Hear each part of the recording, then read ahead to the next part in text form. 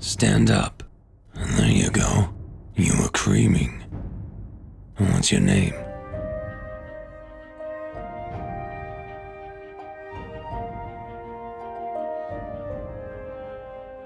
Teardak. Huh, that's a pretty gay name.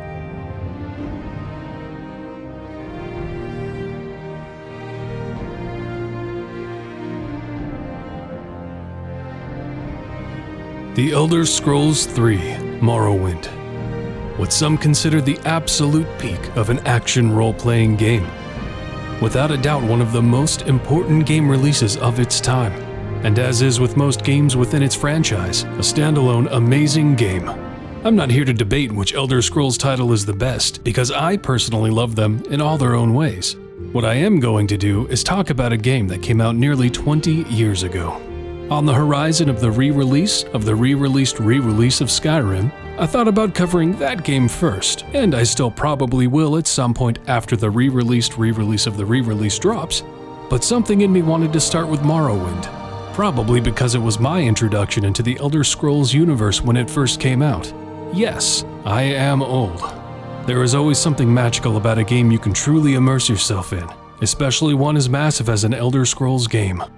You're introduced to the unique world of Morrowind, as you often are in this franchise, as a criminal. Whether you are rightly or wrongly imprisoned is up to you. As many Elder Scrolls games takes a full backseat and lets you mentally flesh out your role-played character. Maybe you're a filthy Argonian slave who's been given a second chance. Or perhaps you're a wrongly accused Dunmer from a respectable house. There's always the chance you're an Altmer, the worst race in the franchise, even below that of the filthy Argonian, or even the furry Khajiit. What's your backstory? Who cares? You're an Altmer, no one likes you. But we should go over the races, since it's the first important choice you make when you're thrust upon the land of Morrowind. Let's start with the obvious choice, Dunmer, or otherwise known as Dark Elf. They are the natives of the game's locational setting. They specialize in blades and magic, particularly destruction, and naturally have 75% resistance to fire, and have pretty fleshed out skills. They are a solid pick for just about any build you might be planning for your character. Next, let's talk about the filthy Argonian. These dirty scalies are agile and intelligent, focusing on speed, stealth, and magic, while being completely immune to poison and disease, and can breathe underwater. Morrowind recognizes that they are beneath the average species, so they do not craft armor to match their misshapen heads and feet. There are a few open-faced helmets they can still force over their wide domes, but them piggies gon' get cold. The Breton is all about magic. They excel at almost all forms of it, and gain boosts to their magic, the magic resource of the game. A 50% resistance to most magic types other than destruction, like fire, frost, and shock damage, as well as an ability to cast a version of the shield spell, which grants them armor to negate damage from physical weapons. Overall, the Breton is amazing if you intend to focus on a magic user. And then we have the Altmer, otherwise known as High Elf. They are very similar to the Breton in that they focus solely on magic. In fact, they gain much more magicka than the Breton, and have 75% resistance to disease. The big problem with the Altmer is that they actually have weaknesses. Pretty drastic ones. They take 25% more damage from shock and frost, and 50% more damage from fire and magicka. On top of that, you're an Altmer, the only race that's socially even worse than being Argonian or Khajiit. The Imperials are, in a way, your jack of all trades. They sit pretty good for just about any build you plan for, but are particularly good for personality-based builds. They are a great way to make fat stacks if you plan on raising that mercantile skill, not just because of their starting stats, but also because of one of their racial powers, Voice of the Emperor, which charms the target, causing them to like you more, and be more willing to cough up some coin for your marked up goods. They also have a power that absorbs fatigue from your target, allowing them to stay in the melee combat fray with ease. Now we have the second beast race of the game, the Dirty Khajiit. These furries excel at one thing in particular over every other race: agility. They make the best sneaky stabbers in the game, but have the same drawback as the Argonians, being a beastie. No foot or headgear. Again, other than a few exceptions with the headgear. They have an ability to see in the dark and make people realize that you are in a fur suit, making them flee in terror.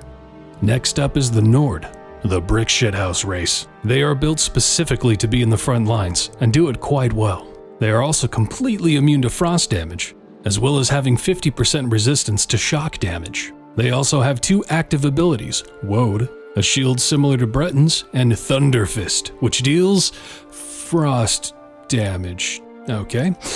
If you want a class that's great at getting in the face of their enemy and crushing their skulls, Nord is a solid pick. Orc likes to smush. Orc is similar to Nords in a lot of ways, but instead of all those resistances, though orcs do get a 25% resistance to magicka, they focus on increasing their armor and blocking capabilities, with an active power, Berserk, which fortifies their health, fatigue, and attack, but completely saps their agility for 1 minute. If you're looking for a berserker whose power lies in their equipment, Orc is the way. The Red Guard is kind of like the Northern Orc, but they throw defenses to the wayside. They thrive in charging head in and swinging away. They have the best long blade starting skill, and come with a power that increases their agility, endurance, speed, strength, and health by 50 for 1 minute, as well as passively gaining 75% resistance to disease and poison. Lastly, there is the Bosmer, or Wood Elf. They have excellent speed and agility, and start with the best marksman skill, and have high sneak and light armor, so the perfect candidate for the classy sneaky archer. They also have 75% resistance to disease, and can force critters to fight for them for a time. Now to choose your race's class. I have always found the classes of the Elder Scrolls franchise quite interesting for a fantasy setting, and you're free to select from a wide range of specializations. However, if none of these overly stand out to you, you can just make your own. There is something you should understand before you select or craft your class, and that is how one levels up in this game. It can get a little complicated, but I'll try to keep it as simple and clean as possible to understand. There are 27 skills in this game. 5 of them are assigned as your major skills, 5 of them are assigned as your minor skills, and the remaining 17 are left in your miscellaneous skills. Every one of these skills is tied to an attribute of the game: endurance, strength, agility, speed, personality, intelligence, and willpower. There is also the attribute luck, but that is the only attribute which no skill is tied to. Now, why does all of this matter for leveling? Well, each skill levels up on their own the more you use it. So the more you use a weapon that falls under the quote long blade skill, you will level up the skill long blade. To earn an actual level for your character, you need to level up your major and minor skills a combined number of 10 times. Once you do this, you will get a prompt that you need to rest to level. Upon resting, you will wake with your new level and have the choice of increasing 3 of your attributes permanently, the amount of which is directly reflected by what skills were leveled up during the previous level. This is where your miscellaneous skills play a big part. While they don't contribute to you actually gaining your level, they will affect how much you are able to increase your attributes when you do level. For each skill leveled, you will gain a multiplier to the attribute that represents that skill, at a rate of 2 times for 1 to 4 skill levels, 3 times for 5 to 7, 4 times for 8 to 9, and finally 5 times for 10. So, if you're a min-maxer, you've probably already figured out, to maximize your character's power, you need to specifically level 30 skills per level. Why? Because you choose 3 attributes to increase per level, and 10 skills per attribute to equal that 5 times multiplier for each. Now you don't have to do this. This is just for min-maxing. But if you do, you'll need to keep track of what skills you're increasing, what attributes they're tied to, and more importantly, why it matters for your class, and that you have the correct skills in major, minor, and miscellaneous. Also keep in mind, levels do stack, so if you have a level in backstock and you keep skilling too much, you will technically level again.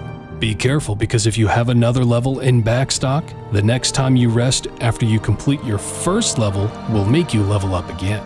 The idea here is use your major and minor skills to level up, and use your miscellaneous skills as a buffer to make sure you have reached the highest multiplier you can for the 3 attributes you plan on increasing for that level. The skills can be pretty self-explanatory, so I'll briefly breeze by them. All armor skills simply increase the effectiveness of equipped armor between heavy, medium, light, and unarmored. Similarly, the weapon skills between long blade, short blade, spear, blunt, axe, hand-to-hand, and marksman increase the effectiveness with their appropriate weapon. Block is how effective you are at completely blocking incoming melee attacks with the shield while it's equipped. Armor is a reflection of your ability to repair your armor and weapons. Acrobatics and athletics increase your jumping ability and movement speed respectively. Sneak increases your stealth while crouched, and security is tied to the ability of picking locks. Mercantile is directly tied to how much things cost at vendors, as well as how much you sell items for, while speechcraft increases your success rates in admiring, intimidating, or taunting NPCs to affect how they feel about you. Alchemy represents your efficiency in creating potions, where enchanting is adding enhancements to your equipment. Destruction magic is how well you perform frost, fire, and shock damaging spells, while restoration increases your expertise with healing spells. Alteration shifts reality around your character by granting you a boon, like water breathing, levitation, opening locks, and protecting you from harm, while illusion changes the world around you by tinkering with others' emotions, erasing yourself from their sight, creating a noise to distract them, or locking them out of their own spellcasting. Conjuration lets you summon demons from the Heck realm, otherwise known as Oblivion, while mysticism deals with matters of the soul and body, allowing you to absorb others' attributes and skills, detect their essence, absorbing or deflecting spells, or even sucking the soul right out of someone's body to store it in a gem so you can damn their life essence for eternity, to serve as a minor enhancement or recharge on your magical gear, of course. So, onto the birth sign. This is as simple as it gets. Depending on what sign you were born under, you get the passive buff or ability listed, so choose one that matches the playstyle you plan on playing. So after you arrive in the starter town and iron out your race, class, and birth sign, you're told you need to work for the Empire now and earn that freedom. But since they're stupid enough to let you free upon the world, it becomes your oyster, and you can completely ignore them. Though it's part of the core story of the game, so you'll probably want to get to that eventually. One of the most common mistakes I see people make when they come to play Morrowind after having only played Skyrim is the misconstruction of the fatigue system. Always be mindful of your resources, especially fatigue, the green bar. This plays a huge factor in just about everything you do, and if you're trying to swing your weapon at an enemy with low to no fatigue, you'll just indefinitely miss and/or deal no damage. Also remember, your skills play a huge factor in your output. So if you're a Bosmer swinging around an axe, which you put as your miscellaneous skill, you're probably not going to do any damage. And if you find ways to beef up your skills with which you are proficient, you'll see a massive increase in your character's performance. I've seen so many people rush to the cave outside of the starting town and die to the first bandit that attacks them there. It's quite hilarious. A quick aside, if you want some decent light armor early on, I recommend dabbling in some good old-fashioned cold-blooded murder. In fact, I like to commit some casual murder at least once in each city, so I have a nice comfy bed to sleep in. Anyway, in the first city, someone like this guy works well, in this shack. He isn't anything special, mind you. You just want to mooch his bed, because if you have the Tribunal expansion, which if you're playing at this point you probably do, you're going to be jumped by an assassin early on in the game, who is wearing some pretty dope gear. Now, a problem might arise where this assassin is too much for you to handle, which is why we're going to exploit their greatest weakness.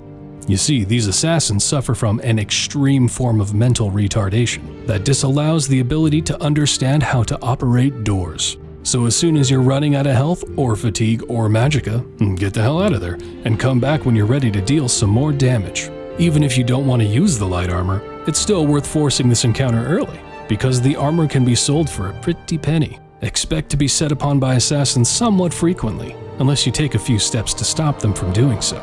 But you need to ask yourself if you even want them to stop.